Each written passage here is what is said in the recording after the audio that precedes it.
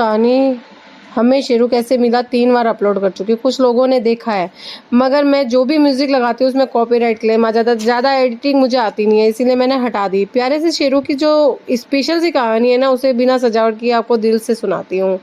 शायद दिल के शब्द दिल तक पहुँचे और आप समझे कि ज़िंदगी में कड़ी दर कड़ी कैसे जुड़ती है। जब कभी आप शांत बैठे होते हैं ना, तब लगता है यार कमाल है, ऐसा हुआ था।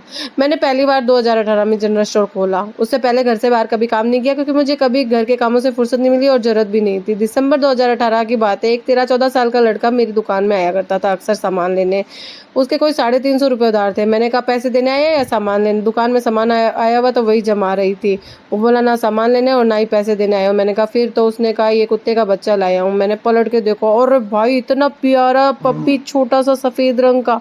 मैं देखती रह गई, पर अचानक मैंने कहा नहीं भाई, मुझे नहीं रखना कोई कुत्ता वुत्ता, तू वापस ले जा इसे, और है ना क्या कहते हैं, तू ही पाल ले इसे। वो बोला मैं पैसे नहीं दे सकता, इसे रख लो। मैंने कहा भाई पैसे के लिए इसे नहीं रख सकती, और तू पैसे बेशक ना दे, कोई फ़र्क नहीं है, क्योंकि मैंने मन ही मन सोच दिया था और उधार नहीं दूंगी। जब हो तब दे देना, कोई बात नहीं, मगर इन पैसों के लिए मुसीबत नहीं पाल सकती। उसने कहा ऐसे ही रख लो। मैंने कहा ऐसे वैसे कैसे ही नहीं रखना। तो उसने कहा इसकी माँ मर गई है। सुन के बुरा लगा, इतने प्यारे से बच्चे की माँ मर गई, थोड़ी दया भी आई। मैंने कहा जहाँ से उठा के लाए ना वहीं छोड़ा, नहीं तो तू पाल ले इसे। उसने कहा पूरे दिन जूते पॉलिश करने जाता हूँ, कौन इसका ध्यान रखेगा, मैं तो नहीं रख सकता। मेरी दुकान के सामने खुले मैदान में झोपड़ियाँ थी, वहाँ पे एक झोपड़ी उसकी भी थी, कुत्ते इसे मार देंगे। मैंने कहा तू जाने और तेरा काम। फिर वो पप्पी को ले गया। बात आई गई होगी, अगले दिन वो लड़का उस पप्पी को फिर से लेकर के आया। उस समय मेरे हस्बैंड और मेरी बेटी भी दुकान में थे। मैंने कहा फिर इसे ले आया तू? उसने कहा अभी अभी इसे कुत्तों से बचा के लाया हूँ, उसे चोट लगी हुई थी। इतना छोटा सा बच्चा और उसे चोट लगी हुई थी। दोस्तों उस वक्त मैं यूट्यूब पे वीडियो नहीं बनाती थी, इसलिए शेरू की जब वो पप्पी के रूप में आया था ना, तो एकमात्र शूट की हुई वीडियो थी मेरे पास में, जो मैंने आपको शुरू में दिखाई है।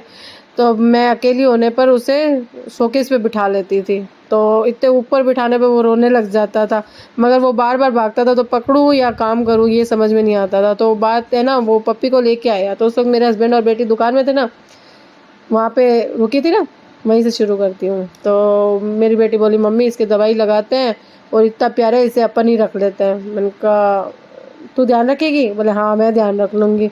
तो मेरे हस्बैंड भी हाँ, मैं मुंडी हिला दी उन्होंने भी। तो उनके सर हिलाने में मैंने कहा चलो ठीक है, जब सब कह रहे हो तो रख ही लेते हैं, मुझे अकेली को तो संभालना नहीं है, और भगवान के भी खेल निराले हैं। मैं कोई कुत्ता नहीं पालना चाहती थी, फिर भी शेरू हमारे घर आखिर आ ही गया। मेरी बेटी ने इसका नाम शेरू रखा।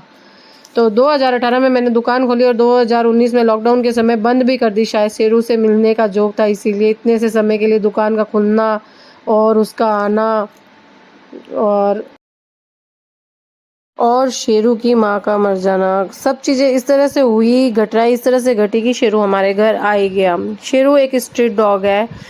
तो मैं आप सबसे ये कहना चाहूँगी कि अगर आपको पालना है तो सड़कों पर बहुत पपीज़ बेमौत मारे जाते हैं, उन्हीं में से कोई लाके पालिए। आप अच्छे से पालेंगे तो वो भी बहुत सुंदर दिखने लगते हैं। अब ब्रीड का तो मुझे इसकी भी पता नहीं और औरों का भी पता नहीं, मगर जब हम खरीदते हैं जानवर ना, तो बेचने वाले बेचते हैं, और बेचने वाले कितनी तरीक़ों से उनको परेशान करते हैं। इसीलिए आपको अगर कभी पालना है तो इन्हें लाके पालिए, और जब बचपन में आप पालते हैं ना, उसी वक्त इन्हें सब कुछ ट्रेनिंग दे सकते हैं, सिखा सकते हैं ना।